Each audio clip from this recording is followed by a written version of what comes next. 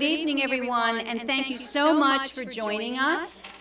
I'm Kate Markert. I'm Executive Director here at Hillwood Estate Museum and Gardens in Washington, D.C. We are so pleased to have audiences joining us, both those of you here in the theater, but we also have probably an equal number, maybe even more, by Zoom. So for those of you in the theater, you know what I'm going to say now. Time to turn off all of your machines that make all those various noises. Make sure all of your devices are silenced. And for those of you at home, you can submit questions via the Q&A function in Zoom whenever they cross your mind. And, oh, that's good. There we are. Okay. I'm glad we're doing it now.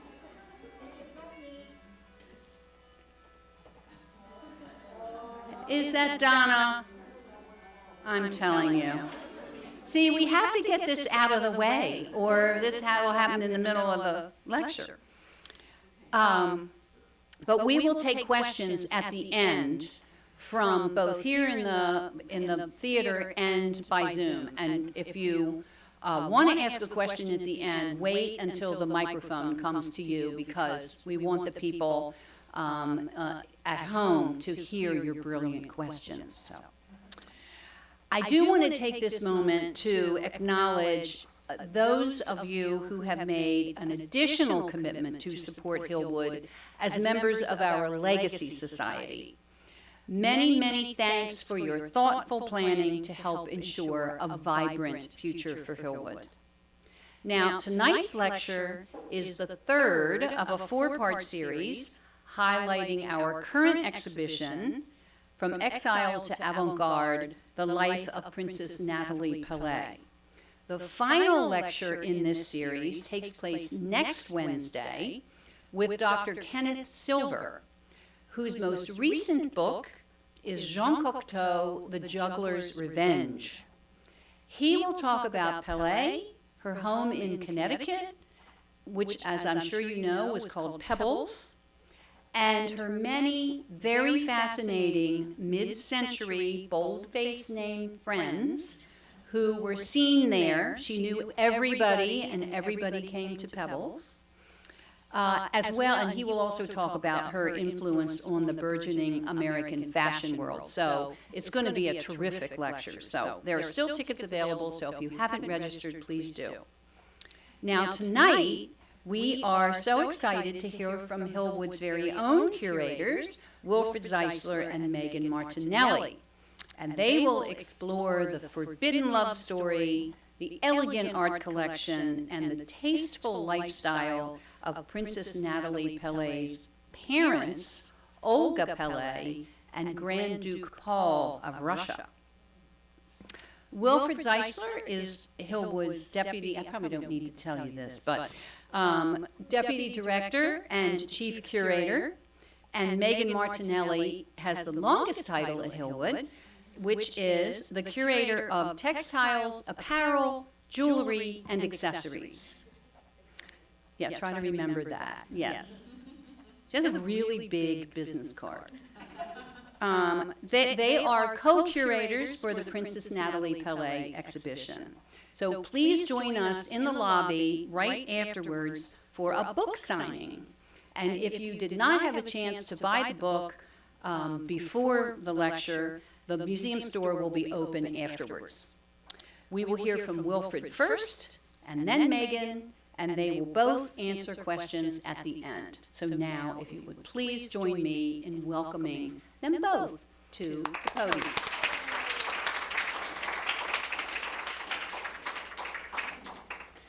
Thank you, Kate, for the introduction. It's a great pleasure to be with you tonight to explore this fascinating story. This actually lecture will be about a book and an exhibition, as I didn't know when I wrote this book the first time that it would become an exhibition. The book was written first in French in 2018. And when I was writing this book, I didn't know that a few years later, actually a large part of the documentation and some of the objects that are featured in the book and help me like tell the story of Natalie's parents will actually be acquired by Hillwood and will become an exhibition. So with this project, I was fortunate enough that Megan agreed to work with me to co-curate the show and to bring her expertise in fashion and jewelry, not only to co-curate the exhibition, but also to add a wonderful chapter on Natalie Paley in the book, which was translated into English for this project. So I will start by giving you a background of the family history and about the lifestyle of Natalie's parents, especially in Paris in the early 20th century. And I will try to be not too long so that you have enough time to enjoy Megan's story around their daughter, Natalie. So let's start with the parents of Natalie. So you have them here, both of them on this slide. So the mother, Olga, is here featured in the center. On this absolutely gorgeous portrait, an oil on canvas that is part of the object that the museum acquired, which is a work by the famous Russian painter Konstantin Makovsky, which is pretty well known here at Hillwood because of our Boyer wedding feast, another of his work. And on that painting, Olga is named Olga von Pistolkurs. That painting was done in 1886, and she was 2 years in her marriage with her husband, to the right here on this slide, Erich von Pistolkurs, who was a member of the court and worked for actually one of the brothers of as an aide de camp of Grand-Duc Paul, who is on the left. So Olga and Grand-Duc Paul began an affair in 1893 while she was still married with Erich von Pistolkurs, and she was a mother of 3. When they both began this affair, he was a widower and had already 2 children. So the story and the affair would have been fine if they were actually not both deeply in love and wanted to live their love openly. And of course it was a problem not just because she was married, but also because she was from a noble family, but not from royal blood. So marriage, even if she will get a divorce, will be impossible and against the law of the Russian Empire. So it will be impossible for her to marry Grand-Duc Paul. And the problem became even more of an issue when both got a child in 1897, the eldest brother of Natalie, Prince Vladimir. So in our collection, we have an object that actually speaks to Marjorie Post, our founder, interest in the family story. She already collected quite early on pieces that came originally from the parents of Natalie, and that also speaks to that relationship between Grand-Duc Paul and Olga. This is a quite impressive clock by Fabergé, the famous Russian jeweler, which was presented to Grand-Duc Paul in 1896 when he left the command of his regiment. In 1896, and you have a beautiful portrait here of Olga from that same year, both of them were in a relationship for over 3 years already. And what's actually ironic in that works of art is actually it lists on the back, you can see to the right, all the names of the members of the regiment of the Grand Duke who participated into the payment for this clock as a gift to the Grand Duke for his retirement. And among the men and officers listed in that on the back of this clock is actually von Pistolkurs, so the husband of Olga. And that's maybe a reason why Grand-Duc Paul was actually leaving that regiment in 1896. So negotiation happened between Grand-Duc Paul and his family, and especially his nephew. I should have said Grand-Duc Paul was a son of Alexander II, a brother of Alexander III, so an uncle of Nikolai II. And he negotiated with his nephew to actually obtain the permission of the divorce for his lover, but that was really a great opposition of the family. After negotiation and long negotiation, he finally gave his word that if Nikolai II would grant the divorce, then he will never marry her. So the divorce was pronounced in 1902. She left the country for a trip abroad, and he decided to leave the country too, and they got married secretly in 1902 abroad. So they faced actually a punishment for that. They were banned from Russia. They both lost custody of their children from their previous marriage. And the Grand Duke, for a couple of years, only lost his status and his privilege. Knowing what they were risking by doing that, which added to the scandal at court, actually it was found out that he had planned everything in advance and he transferred part of his fortune abroad so that they could live comfortably in exile. And I did some math because I know we love numbers, so he actually apparently was able to move what will be the equivalent of about $60 million abroad. So a quite comfortable lifestyle in Paris during the early 20th century. So the couple got married in 1902, and while they were waiting for the final status of their condition, they traveled, having a wonderful honeymoon between Paris, Italy, and Germany. And here is a picture during one of these trips to Germany in 1903, which was acquired for this project by the museum. And you can see Grand Duke Paul standing on the left, right here. Olga, his now wife, sitting here in the center. Their firstborn, Prince Vladimir, born in 1897, wearing this very typical sailor costume for children in the early 20th century. And sitting on that table, their first daughter, Irina, who was born in Paris in 1903. So the couple decided to settle in Paris, and moving to Paris, they first lived in an apartment, and they decided to introduce Olga to the Parisian high society. To do that, she needed actually an official title, and so Grand Duke Paul negotiated with the Bavarian court so that she could get the title of Countess of Hohenfelsen, and that's how she was introduced to the Parisian high society. So her very elegant picture was published, you can see to the left, in a very fancy, fashionable magazine called Les Modes, where she was introduced to the high society under her name, Countess of Hohenfelsen. And one of the couple friends, and actually diplomat Charles de Chambrun, wrote in his memoir about this arrival of this couple to Paris, quote, "She, Olga, soon made friends, for the morganatic marriage heated people's imagination, and the Grand Duke was pitied for his exile, but they admired the woman who had chained him. The mystery of their love was revealed to Parisians." So they embraced the lifestyle in Paris.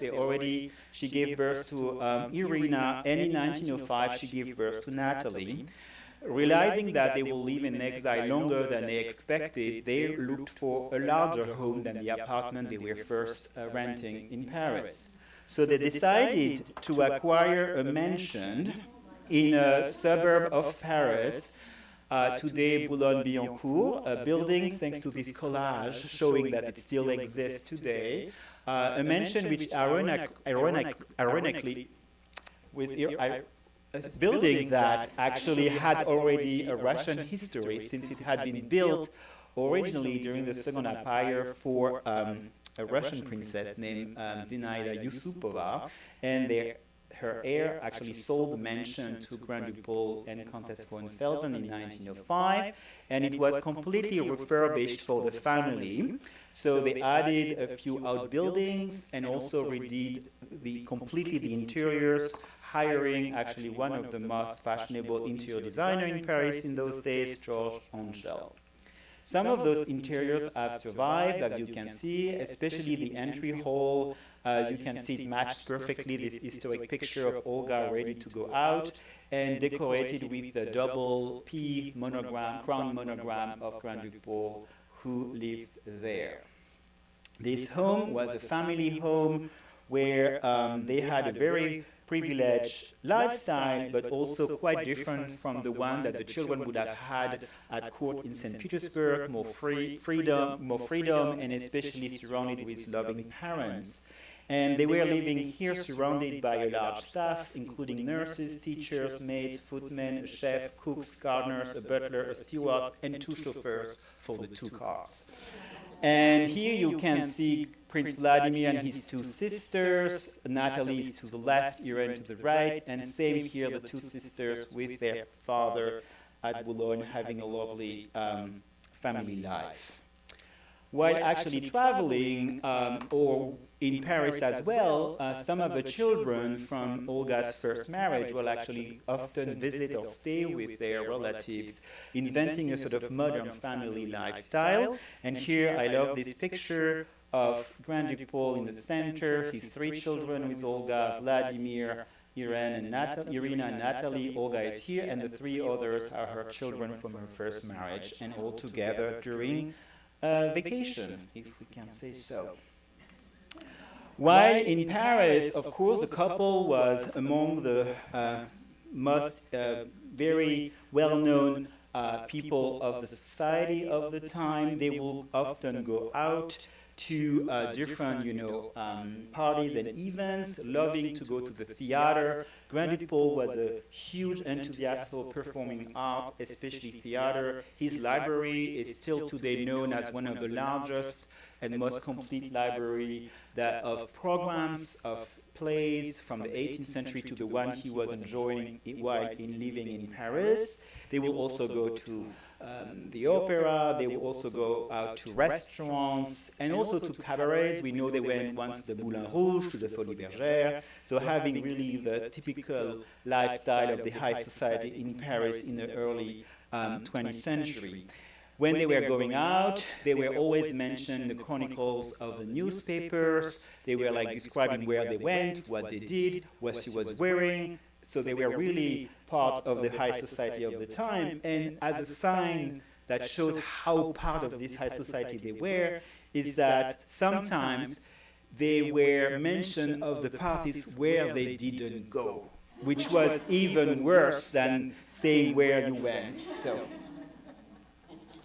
of course, because of this, place they had in the high society in Paris, Olga was a known, I could call her a fashion victim maybe nowadays. So she loved to shop, and she was spending a lot of time supporting like the most famous fashion designer and jeweler of her time. She was a great client of Worth, the famous designer, a great client of Paquin, and many others. She was spending hours trying new outfits, purchasing objects, going to Cartier with friends to check what was going out, what was new, and buying a lot of pieces of jewelry. And for example, on this iconic picture of her attending a ball in 1912 in Paris, the Époque ball, she's wearing this quite extravagant outfit by Worth, and she's also wearing her entire almost collection of jewelry by Cartier. She's also wearing it in a very unusual way. So her tiara, you can see to the right, which had a total of about over 121 carats of diamonds.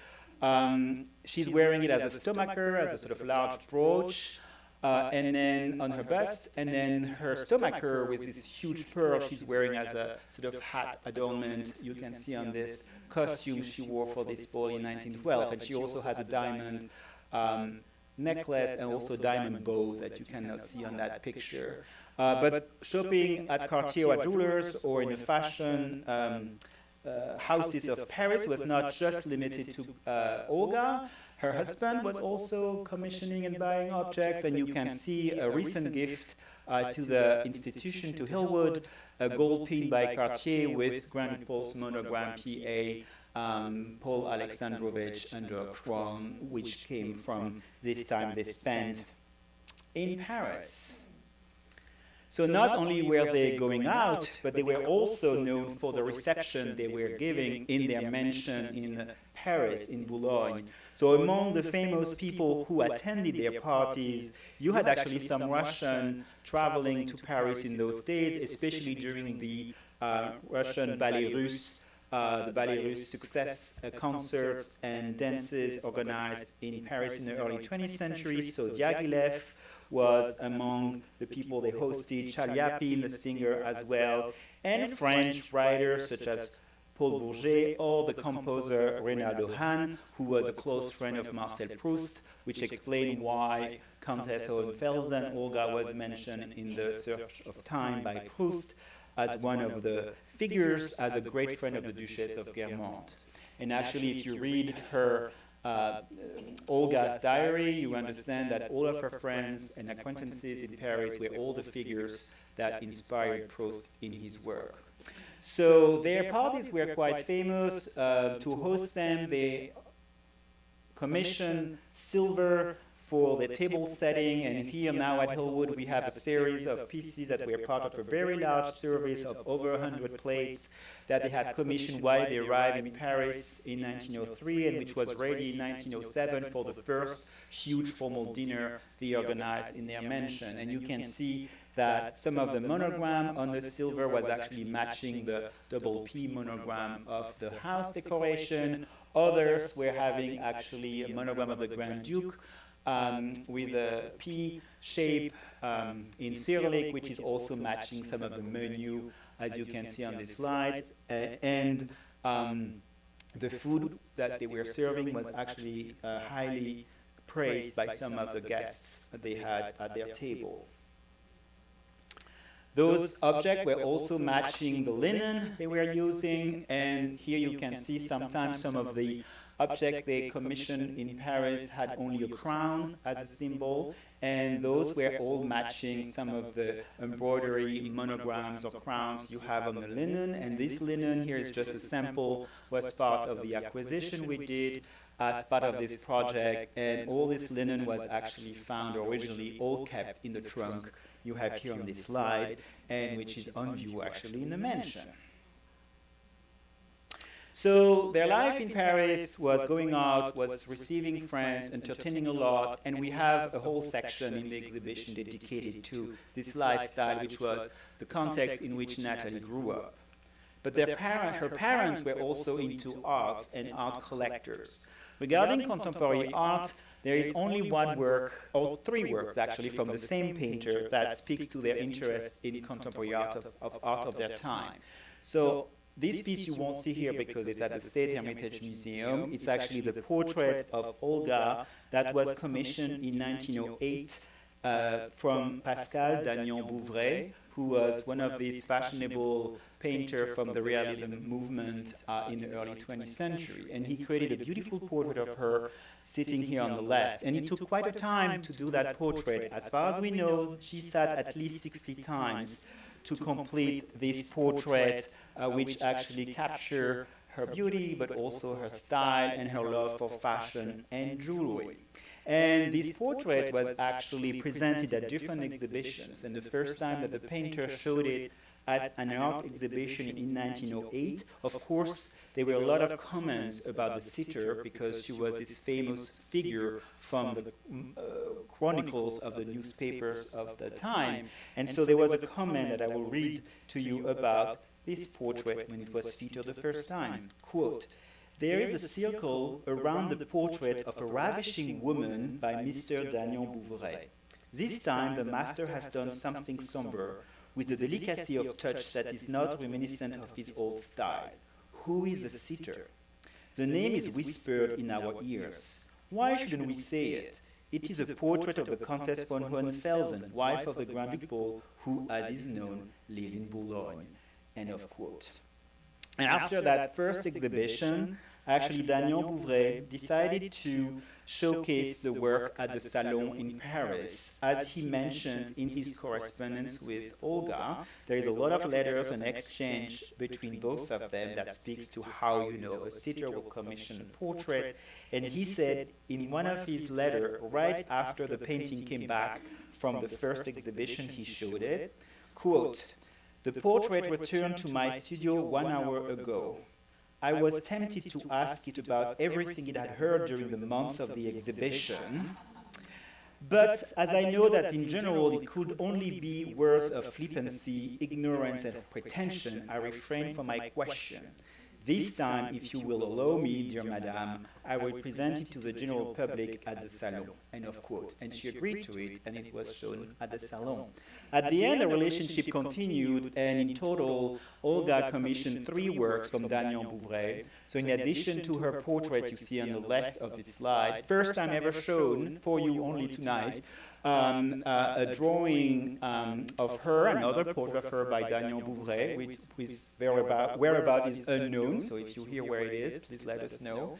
And then we also know that actually he did a drawing of Grand Duke Paul, which whose whereabout is also unknown, but I think it is like that blurry silhouette you see to the right on that picture, which was in Olga's study at one point. So that's about contemporary art, because Olga's taste was completely different in general, and her interest in collecting was very different to the one of Grand-Duc Paul. Grand-Duc Paul had always been interested in the arts. He was a collector early on, but he was mainly focusing on academic art, academic painting, modern design. And here's an example of his early acquisition, a large-scale painting, historic painting by a very fashionable painter, French, François Flamand, showcasing an historic scene, showcasing here the Napoleon Bonaparte, who is sitting on the left at Isola Bella, and it's a painting which was sold to him in 1894.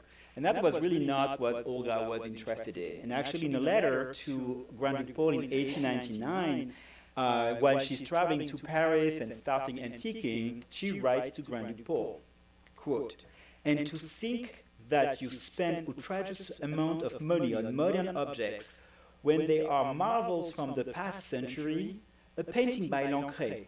Yes, for 180,000 francs, but what a marvel. And Watteau, Boucher, Greuze," end of quote. And so when they moved to Paris, she actually reoriented his taste, and they began to collect 18th century French art or Western European art, ancient art. So they did a special focus on 18th century French art, collecting Hubert Robert. This painting from their collection is now in Tokyo. Chardin, with this allegory of the arts on the top right of the slide, now in Moscow. And even 18th century furniture, such as this fortepiano, which they believe belonged to Marie Antoinette, which is not the case, but that they bought in 1914. So they did a lot of antiquing in Paris. It's actually a nice illustration and story of the art market in Paris in the early 20th century, buying from the well-known dealers of the time. And they actually bought a lot for their mansion in Paris, but also to furnish their new home they were planning to build. Because while they were living in Paris, Grand-Duc Paul was continuing his negotiations with his nephew, Nicholas II, Emperor of Russia, to get permission to go back to Russia. So he was the first to be forgiven, coming back in 1905, getting back his status, his privilege. And then Olga was forgiven in 1907, 1908. So both of them were now able to go back to Russia with their children. And so they were a little homesick, they wanted to get closer to their children from their first marriage, and so they decided to split their life between Paris and Russia and to build a new home in Russia. And that's why they were actually doing a little bit more antiquing in the 1910s. So that's a picture of the family, happy family, right around the time when they decided to move back to Russia. They had a plan to settle in this new home and to spend the fall every year in Paris. So they commissioned a French interior designer, Marcel Boulanger, to help them design and furnish this new palace, the work on this palace started in the 1910s and ended in 1914. And it's a perfect French mansion, but in Russia, built in Sarsky Selo, in the suburb of St. Petersburg, near the imperial residence. And they worked a lot on it. It's said that there is not a single Russian nail in the structure of the palace, since everything came from Paris. And here you can see the family walking around in 1915 because they decided to move back and to transfer the entire collection back to Russia in May 1914. Of course, their plan never happened, as a few weeks later, the First World War began, and then, as we know, was followed by the Russian Revolution, which will change everything for them. The palace is quite well documented. It's known today as the Palais Palace because when she moved back to Russia, Olga was granted the title of princess, so she became a princess, her children became prince and princess, and the name Palais was chosen for them, coming from an ancestor from her mother's side.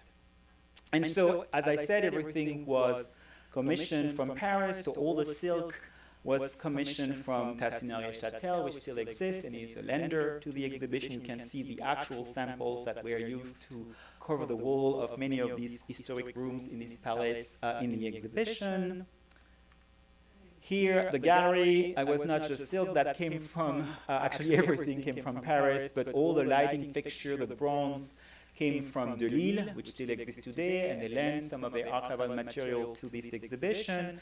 And as you can see from these historic photos, the home was also filled with all the treasures that the family had collected while in Paris, and also coming from Granit-Paul's family collection, which had stayed in Russia. And here in those vitrines, we know that's where Olga was gathering her lovely porcelain. She had a great love for porcelain. She had hundreds of those from many factories, European factories, especially Sèvres. And here are some Sèvres that actually came from Marjorie Poe's collection that she had acquired and we know came from the Paley collection. So for example, to the left, this set of Sèvres pieces, maybe still decorated in the 19th century, but anyway, coming from the Paley collection as stated by the dealer in London. She bought them from in 1949, coming from the Paley collection. And later on, the museum acquired in the 2000 this piece from 19th century Russian porcelain, which had also a label stating that it came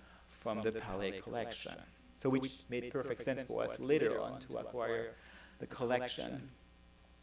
The study of Granit-Paul had a series of paintings. You can recognize some of the one I showed you. I will focus only on the one in the center, which was a family heirloom. It's actually a portrait that stayed with Granit-Paul his entire life. It was a portrait of his father at age 2.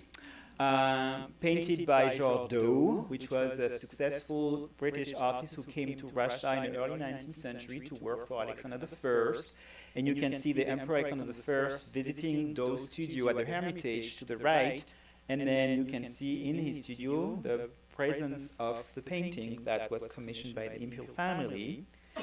And it showcased, the young boy holding a rifle like a soldier to showcase that he will be one day ruling Russia.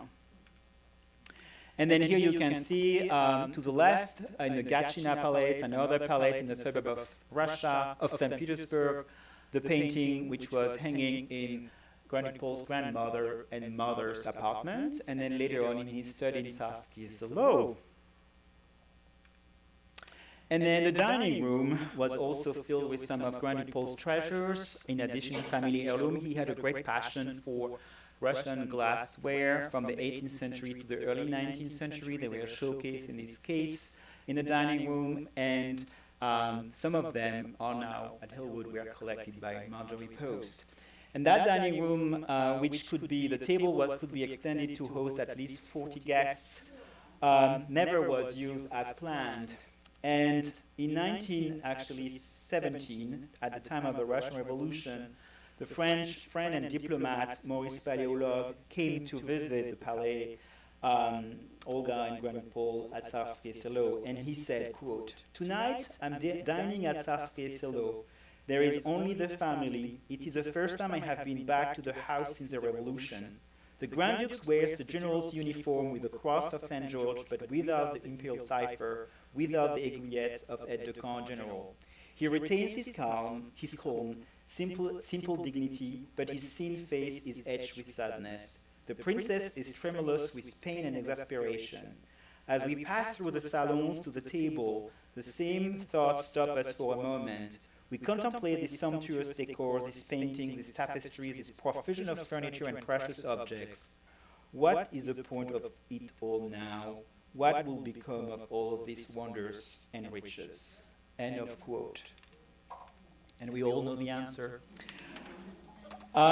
Here is a section in our exhibition that speaks to the furnishing of the Palais Palace in Sarsky-Selo, in which Natalie moved, in 1914 in a country she barely knew, and then she went through the First World War and the Russian Revolution. So both Granit-Paul and their son Vladimir served during the First World War. And in 1916, actually, we have this document in our archives. It's a little sort of, Vladimir was a young published poet, very artistic figure, and he writes here a little compliment or little speech that he presented for the last Christmas he spent with his family in 1916, right before the Russian Revolution. Both of them were arrested during the Russian Revolution, and Vladimir was executed in 1918 and Granupol in 1919. And a few months before the exhibition opened, we were able to acquire that gold pocket knife, which is engraved with the name of Vladimir, and which was found on his body and sent to his mother as a proof of his death. And we acquired it, and you can see it in the exhibition. So the family was traumatized, of course, by this assassination of Granupol and Vladimir. And then Olga and the two daughters, Irina and Natalie, were able to escape and to live another exile back to Paris in the 1920s.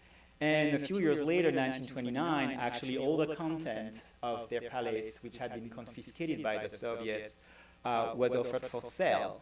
And Olga went to London and tried to sue, actually, the seller, and she lost her trial. And here she is sitting at her fortepiano that she lost forever. And after that trauma, she actually died that same year in 1929. But the family was able to acquire a few objects back, such as this miniature portrait from Granupol's mother, Empress Maria Alexandrovna, which actually came in the collection here at Hillwood with the little sign label of the Palais, which is, I think, quite fascinating for it to have survived. And then to the right, the portrait I just mentioned that came back, that was brought back by the family and stayed within the family, and was even featured in Natalie's home in Connecticut in the 1950s. And that's the moment where I will leave the floor to Megan, who will tell you more about how Natalie reinvented herself in the US, in France first in the US. Thank you.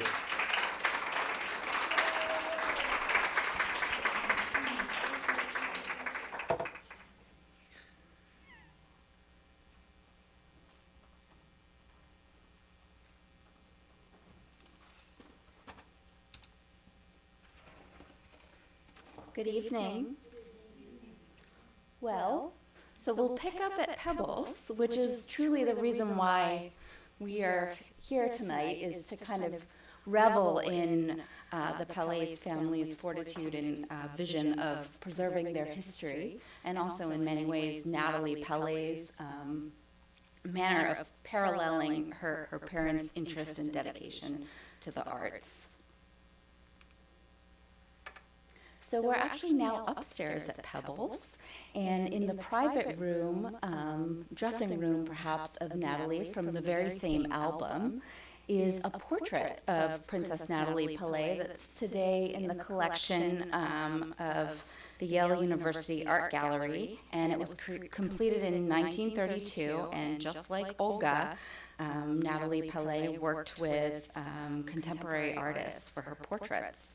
In this instance, she worked with a fellow Russian immigrant named Pavel Chichilev, who she met in the early 1930s, where we'll kind of circle back to, but that was during the time that she was running with Jean Cocteau and other members of Parisian cafe society. So Chichilev was one of Gertrude Stein's three geniuses, so really the definition of cafe society, and where Olga worked with a realist artist, Natalie Paley was represented by surrealist artists in the 20th century, later 20th century. I would also like to take a moment to pause on Pebbles, which reemerges throughout Natalie Paley's 20th century life. Of course, in 1937, she marries her second husband once she's emigrated to the United States, John C. Wilson, the Broadway producer who goes by Jack. So tonight we'll call him Jack Wilson.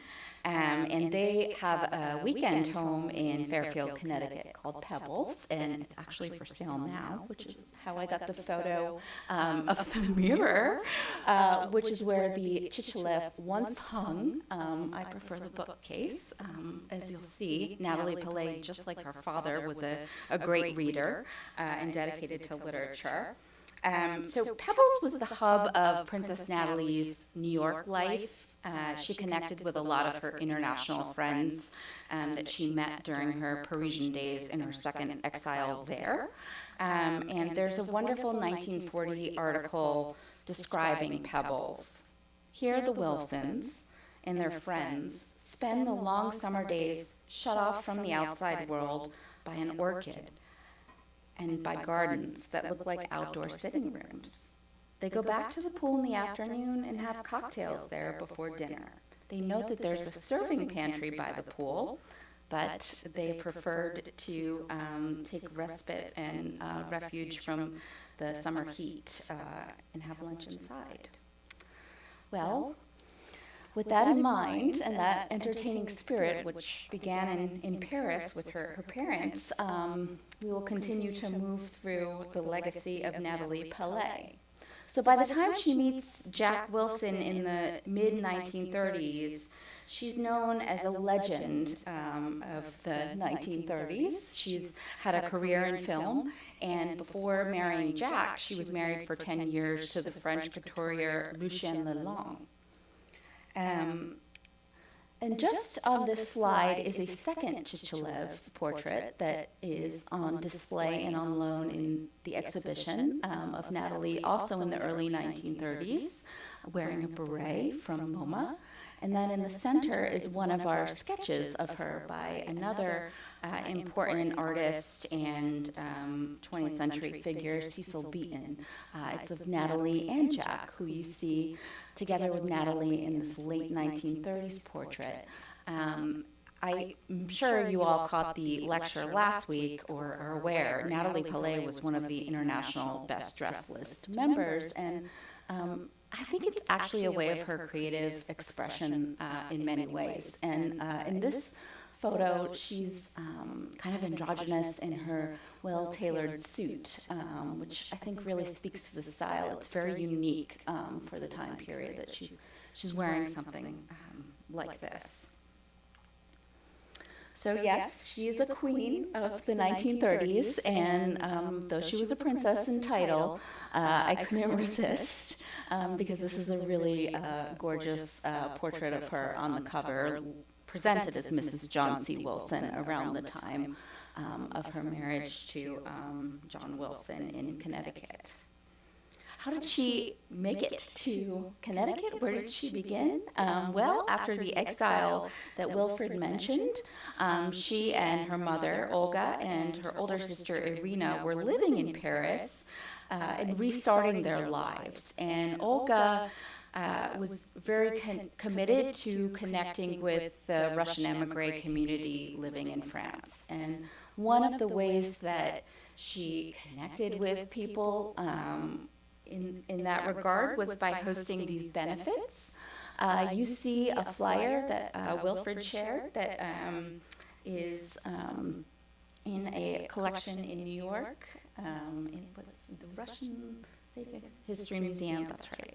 And it's really incredible because it is around the early time that Natalie met Lucien Lelong.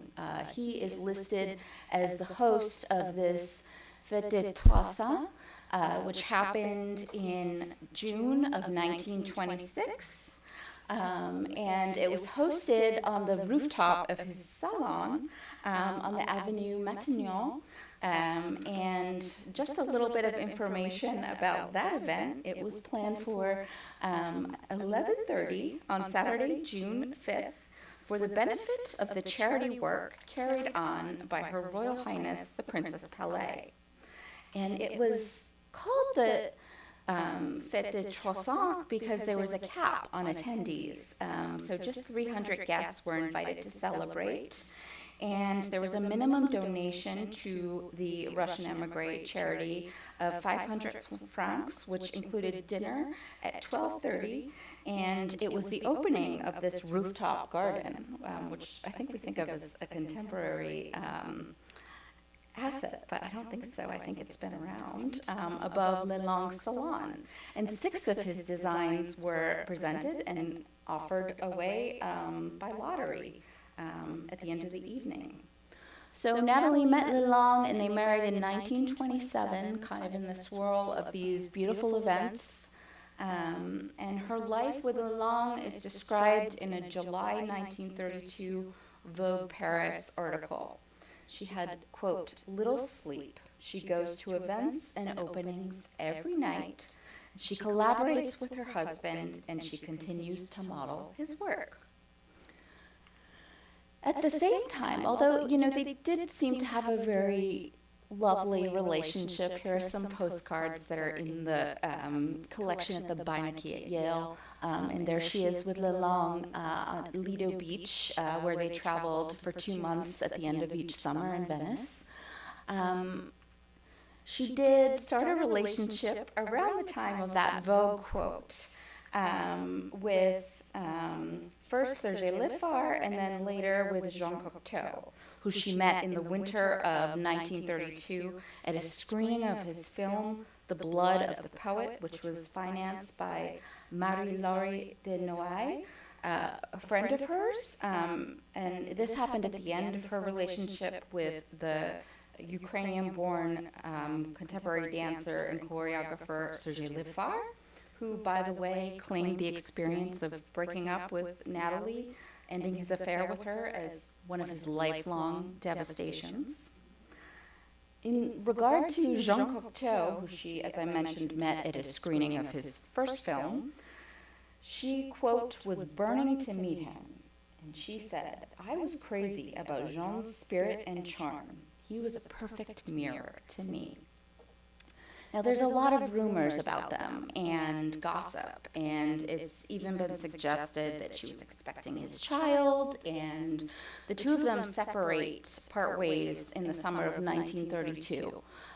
In our collection here at Hillwood, we have this signed photo of Jean Cocteau, and we also have this image of her sitting at his desk in his apartment that connects us to him. When they were away from each other in that summer I mentioned, where the gossip swirled, she was convalescing in Switzerland for an unnamed affliction, and he was traveling with some of his friends through the countryside of France, and these letters are published.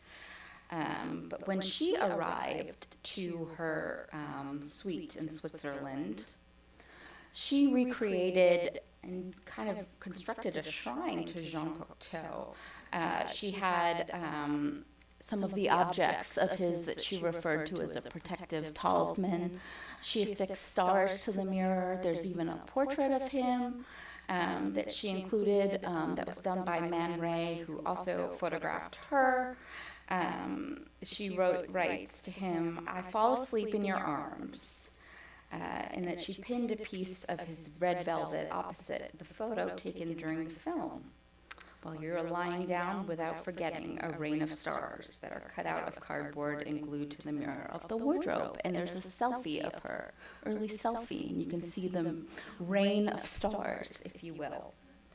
Now, I do also want to point out that at the end of her period of convalescing, she linked up with Marie-Laure de Noailles, who supposedly felt that Jean Cocteau kind of was her person, and she was a little jealous of the relationship that Natalie had with Jean Cocteau. And in the fall of 1932, that's when this photo was taken. It was taken in the hills above Lake Como in Italy, there with Magna Visconti, who is a sister-in-law of Luchino Visconti, the Italian director. This is kind of where Natalie and Marie-Laure reconnected at the end of her relationship with Jean Cocteau. There is even a recollection that Natalie sent to Jean Cocteau, writing of dramatic, bloody fights in Cernobbio, in Italy, where she was staying with these two women. Partially also because Luchino, Magna's very famous Milanese-born Italian film and theater director, fell in love with Natalie, though he also had a relationship with Natalie's favorite photographer, Horst P. Horst. The end of this relationship with Jean Cocteau ends with her being presented in his play, The Infernal Machine, and there's also a collage of her that is reproduced in the exhibition, but is in the Centre de Pompidou in Paris, and she is depicted as a sphinx, kind of being inscrutable figure in his life. This image of her as a sphinx has an enduring legacy, and I later found that it might have even inspired Trina Robbins, who was a American artist and activist for women in the comic book space in the United States. She was also a historian and a Wonder Woman contributor, and she actually just died last year at 85. She actually had a character named Natasha the Sphinx in her Bay Area underground comics. So coincidence that this idea landed in a 1970s comic? I don't think so. I think she may have been aware of this illustration and kind of the exchange between Cocteau and Natalie, because it's with us still today. So, of course, part of Natalie Paley's life before she married Jack Wilson was the anticipation of her major film career, which happened in 1932. So she dabbled in film. She was in Hoyningen-Huhn, the photographer Hoyningen-Huhn's 1932 project starring Horst P. Horst, and she may have been in an unnamed project during those bloody fights in Cernobbio with Luchino Visconti. But in earnest, she starred in Le Pivier, which was directed by the cousin of her then-husband, Lucien Lalande. Vogue Paris writes about her film debut by saying she was an expressive and sensitive beauty, and that as much as her charm and elegance have already conquered Paris, she's highly anticipated for her debut in this film. It's also notable that she's not any longer referred to as Madame Lalande. Initially, when they married, she and Lucien Lalande, that was a regular, reoccurrent way of referring to her. Her film career obviously also dovetails with her marriage to the theater producer Jack Wilson. She met him in London at a dinner at Alice Astor's house. He was there for the premiere of Conversation Piece in November of 1934, and apparently he and Natalie Paley bickered amicably throughout dinner, but Natalie Paley was quoted later as saying, "I simply detested him."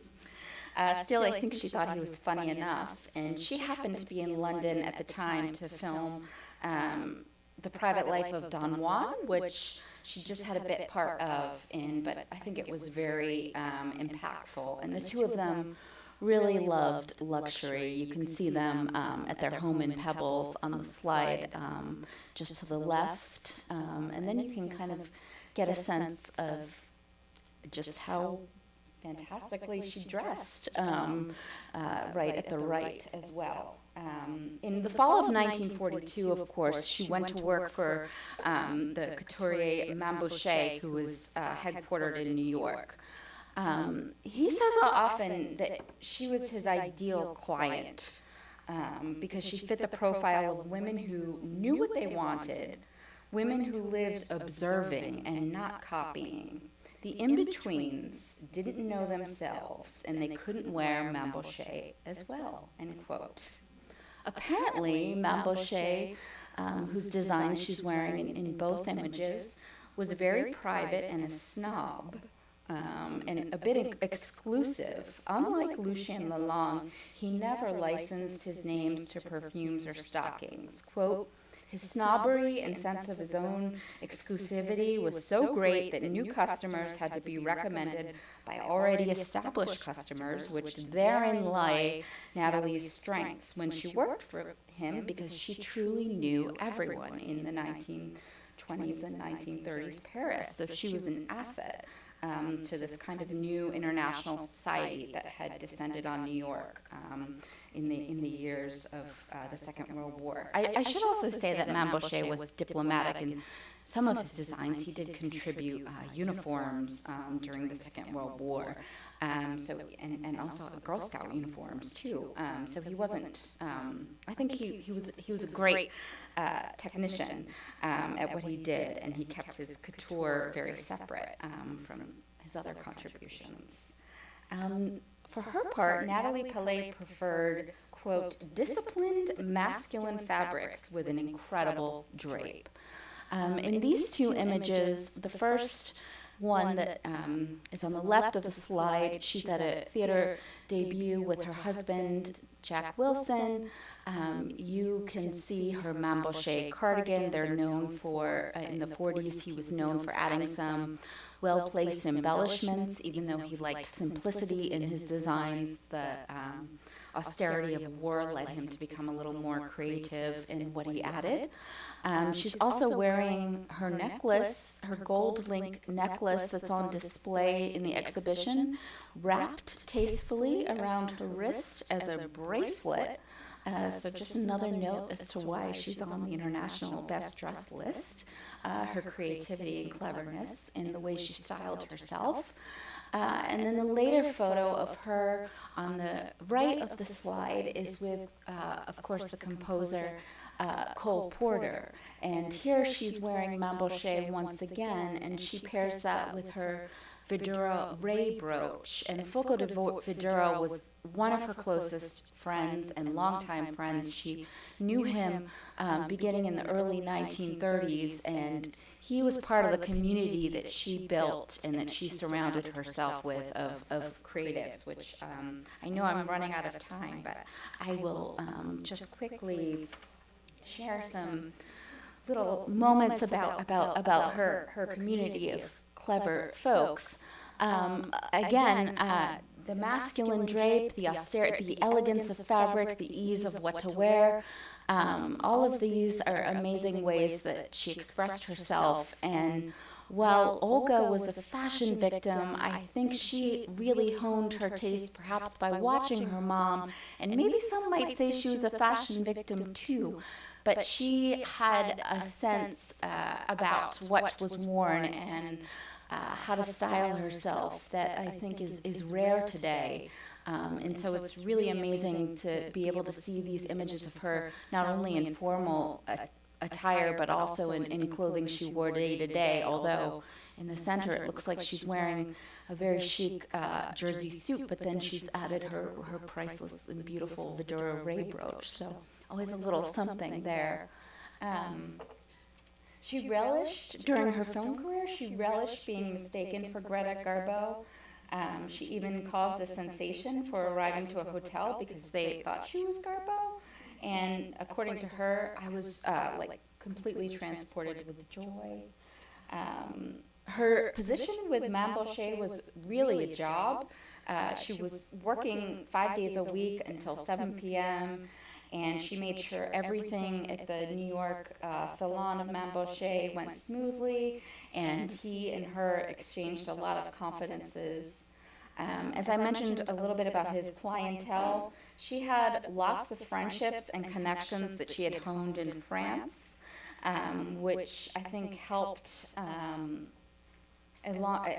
with his business and made her a real asset, especially during the war, because she remained very close with her European friends. She, of course, was a wonderful, she loved animals, especially dogs, so I would be remiss if I didn't share, beyond being fashionable and, a very clever business person in fashion, she also had a passion for four-legged friends, particularly Dachshunds, that you see on these slides. And as I mentioned, and I think Wilfried alluded to it, her father was a bibliophile, and she too was a bibliophile, although she always looked very fashionable while doing it and reading. She was an intellectual. She often previewed screenplays that her husband, John Wilson, was interested in producing. So she would read them and then say, oh, I think it's worth it or not. It just, really, it was part of who she was her love of literature and reading. I will end with this slide and just a few kind of thoughtful takeaways. This is my last time talking about Paley with this exhibition. I will say that she was many things. She was a princess, she was a survivor, she was an enigma, an actor, and she was one of the best dressed women of the world. She was a confidant, a muse, and a business person. People contemporarily described her as one of the most glamorous members of the international set. She was even described as an attractive and familiar figure in the social intelligentsia group that is at home in Paris, New York, London, and Hollywood. Today, we will remember her for her sense of style and her form of creative expression, as a form of creative expression. We'll also recall the sense of community that she built and nurtured while hosting people for weekends at Pebbles. She was an excellent listener, and she liked to offer advice to her friends. She often read songs, screenplays, looked at pieces of art first. She was the first person to look at people's cultural contributions when she, even when she wasn't inspiring them. Many deals were made in the fashion industry and art industry and theater industry based on her influence. So, though she had a short film career and we're just now saying her name again and again, I think her life in the 20th century really nicely parallels that of her parents in her dedication to the arts. So thank you so much, and as I understand it, we might still have some time for questions, and Wilfried will join me. When I have the microphone, and I'll be passing it around for questions. Just raise your hand and I will come bring it to you.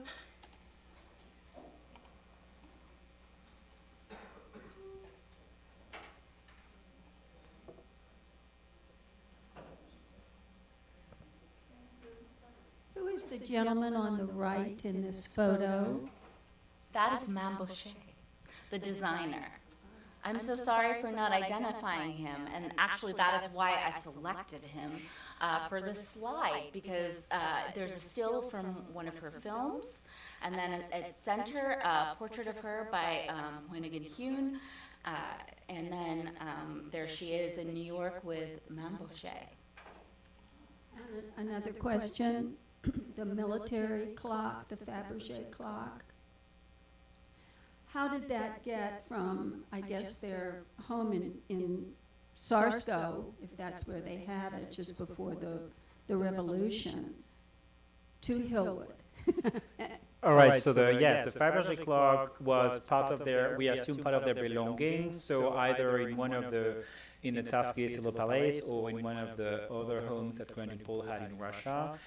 Anyway, it was part of the object that were offered for sale or left Russia, sold by the authorities of the Soviet Union, and then were part of the object that Armand Hammer had acquired, and they were offered through the Hammer Gallery in New York, and it actually was quite early on, since the 30s actually, offered for sale, and it was offered for sale several times to Marjorie Post until she decided to buy it in the 50s for Hillwood. Was it still with Hammer in the 50s? Yes, it was sold and bought from Hammer in the 50s. So the question was, where is the clock in the mansion? Currently, it's not in the mansion, it's in the exhibition space, but usually it's one of the pieces that you can admire in the icon room. Did she ever go back to Russia? while the microphone is being passed over, I'll jump in with a question from Zoom. Someone wanted to know if Natalie was fluent in English as well as Russian and French. She was definitely fluent in English and French. Yes. Russian? I would assume she spoke Russian, but we can't say for the English and the French because she studied French and English. So you can watch her speak in French and English in the exhibition. And we've also seen correspondence from her and her various famous paramours in French and English. So. Thank you for a wonderful talk. I'm just wondering, where was Pebbles in Connecticut, and did she have any children, and what was the disposition of the home after she passed away? That's a great question. So Natalie Paley and Jack Wilson did not have any children. Pebbles was located in Fairfield, Connecticut. It's actually, as I mentioned, on the market today, Sasko Hill Road, I believe. And it was sold in 1957, and Jack Wilson passed away in 1961. So it left the couple's hands prior to both of their deaths. You're welcome.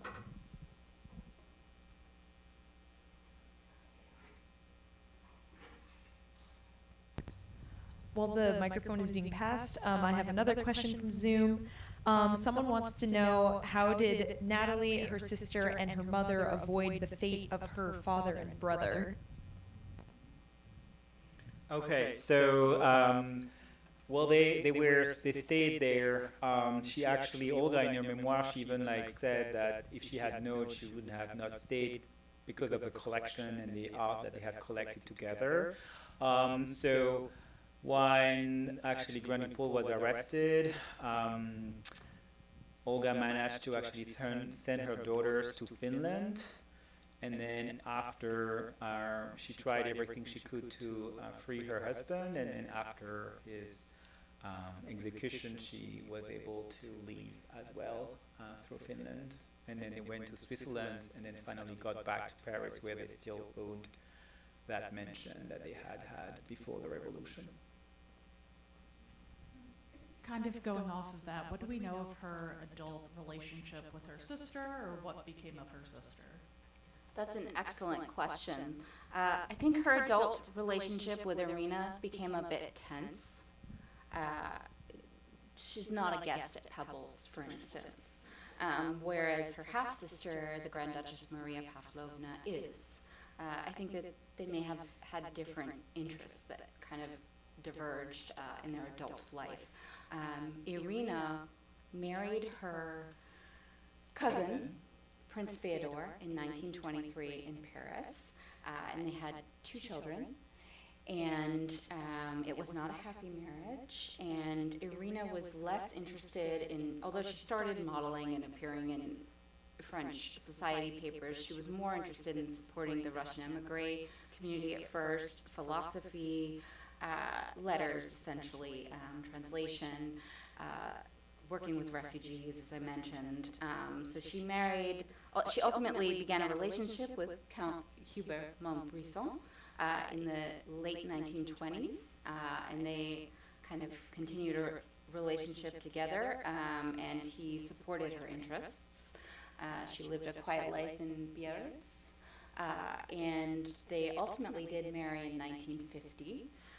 And she stayed together with him and kind of continued, I don't think neither of them ever got French citizenship. They have the Nansen passport.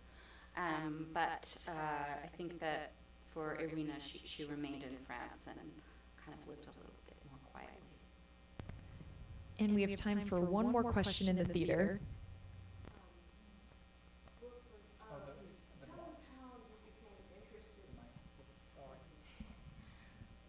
Please tell us how you became interested in this family and about your visit to the palace in Russia. Sure. So I have always worked in my studies on the French-Russian art exchanges and interests, or common interests. And while I was working on my PhD, I came across their Grand Paul's and Olga's lifestyle, and especially collecting an interest in the arts while living in Paris. So it was of great interest. So I digged into it, and so they ended up being one paragraph in my PhD, which was later on published. But while I was doing my research, I actually discovered in Russia a large number of documents and unpublished material that was worth publishing in the form of its own book, and that included actually the complete diaries of Olga while living in Paris for her entire time from 1902 to 1914, which was a wonderful way to dive in the lifestyle of the high society in Paris and seeing like her everyday life. I mean, it's quite boring to read, but it's full of information, but it was wonderful to have this access. And among other things I looked into while in Russia, in addition to the archive, and it was a long time ago, I have to say, was to try to see their palace, which is more or less still standing, but was damaged during the Second World War, and then rebuilt in another style afterward, and now it's currently actually more or less abandoned and burned down actually not so long time ago, a little bit, yeah. So. All right, let's give a huge round of applause for Wilfried and Megan.